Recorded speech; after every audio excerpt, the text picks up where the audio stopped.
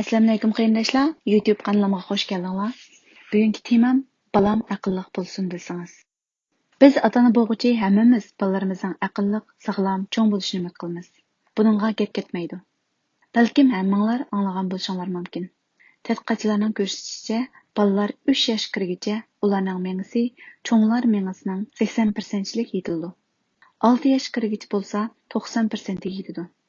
Şuna balalar 6 yaşqa kirgiçe ularning mengisini ko'p g'idiqlashni aytib muhim. Undaqsa, yaxshi g'idiqlash usullaridan qaysilar bardu? Bugun mushu haqdagi bir tadqiqot bilan tanishib o'tamiz. Bu tadqiqot Avstraliya Melbourne davlatlik universiteti tarafidan 2004-yildan 2011-yilgacha oraliqda 4000 dan ortiq balani obyekt qilib elib berilgan bo'lib, nihoyat keng ko'lamli ham atrofli tadqiqot deyishga bo'ldi. Tədqiqatның asosli maqsadi bo'lsa, ota-onalarning 4-5 yoshlik bolalarga kitob o'qib berishi va uning bolalarning o'qishga kirgandan keyingi o'qish hayotiga ko'rsatgan ta'siri o'rtasidagi munosabatni tekshirish ekan. Natijada 4-5 yoshlik bolalarga doim kitob o'qib berganda, bolalarning oz degandimi 10-11 yoshlarga kirgacha bo'lgan oraliqdagi o'qish va aqliy iqtidoriga nihoyat aktiv ta'sir bo'lganligi bayqalgan. Bu tadqiqotda qo'llanilgan usul bunday ekan. Tədqiqatqa 4-5 yoshlardagi 4000 dan ko'p bola tanlanib, ularning 10-11 yoshlarga kirgacha bo'lgan oraliqdagi til, matematika va boshqa iqtidorlari o'lchanibdi. Iqtidor o'lchashda tuvandagi usullar ishlatilibdi.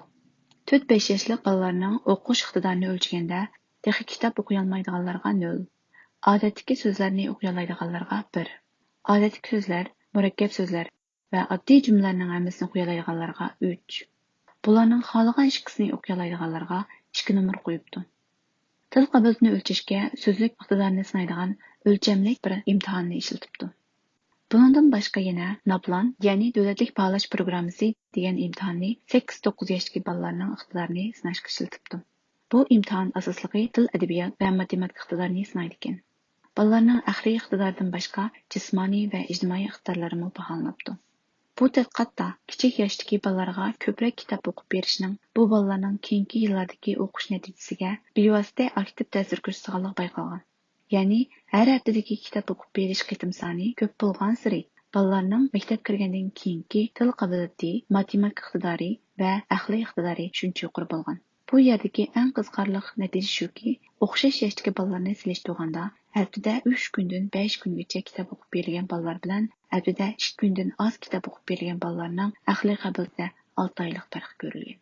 Haftada 6 kundan 7 kungacha kitob o'qib berilgan bolalar bilan haftada 2 kundan oz kitob o'qib berilgan bolalarning aqliy qobiliyatida bo'lsa, bu farq 1 yoshga o'rilgan. 4-5 yoshida ko'p kitob anglagan bolalarning 3-yillikdagi NAPLAN, ya'ni davlatlik o'lchamlik sinov natijasi ko'rinarli yuqori bo'lgan. Qizlar bilan o'g'illarning til qobiliyatini solishtirganda, o'xshash yoshdagi qizlar o'g'illardan yaxshiroq natijaga erishgan. Yana ko'proq kitob o'qib berilgan qiz o'g'illarning matematika natijasi o'xshash yoshdagi oz kitob anglagan bolalardan yuqori chiqqan. Texmi qiziqarli bo'lgani o'qish va aqliy iqtidordagi bu farqlar ota-onalarning kirimi va madaniyat saviyasi bilan munosabatsiz holda maktab kirishdan burungi kitob o'qish qitim soni bilan zich munosabat bo'lib chiqqan. Maqolaning meg'izni qisqacha qilib mishinchilik tunishtirdim. Buningdan nimani his qildingiz ekan? Mening his qilganim, balamizni aqlli cho'ng qilaylik desak, bala kichik vaqtida har kuni yarim soat bo'lsa-mu vaqt ajratib kitob o'qib bersak yaxshi ekan deb o'yladim. Har kuni kitob anglagan bola bilan haftada 2 kun anglagan bolaning 1 yosh farqi chiqilsa. Bu odamni bek o'ylantirdi ha. Yana kelib buningga jiq mablag' ketmaydi. Faqat ozroq vaqtimiz ketadi xolos. Bu tadqiqot natijasiga asosan shuni aytaolamizki, iqtisodiy ahvolimiz yaxshi emas deb o'kinmay, bolamizga vaqtimizni ko'proq ajratsak, holliq oilalarning bolalariga o'xshashla yaxshi tarbiyalash mumkinligi yo'q emas. Kitob o'qib bergan shu yarim soat bolamizning keyingi maktab hayotida cho'ng rol o'ynashi mumkin. Har kuni yarim soatdan ko'p kitob o'qib beralsak, tega yaxshi. Ashundoq o'qib berib yurib, kitob qiziqtirib, o'zi o'qishni o'rgatib qo'ysangiz, natija tega boshqa chiqadi. Bugun shunchalik bo'lsin.